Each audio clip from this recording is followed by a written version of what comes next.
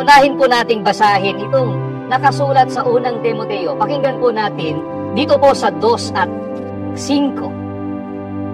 Sapagkat may isang Diyos at may isang tagapamagitan sa Diyos at sa mga tao, ang taong si Kristo Jesus. Mga kaibigan, napakaliwanag po ng pahayag ni Apostol Pablo. Iba po ang ating Panginoong Jesucristo na tagapamagitan sa Ama kaysa sa Ama na pamamagitanan po ng ating Panginoong Jesucristo.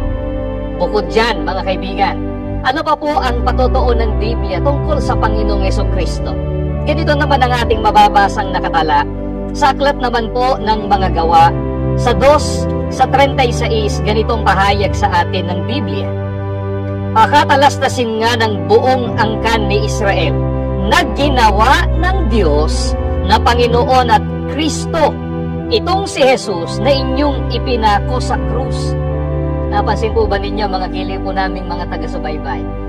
Iba po ang pagkapanginoon ng ating Panginoong Jesucristo kaysa sa ating Panginoong Diyos.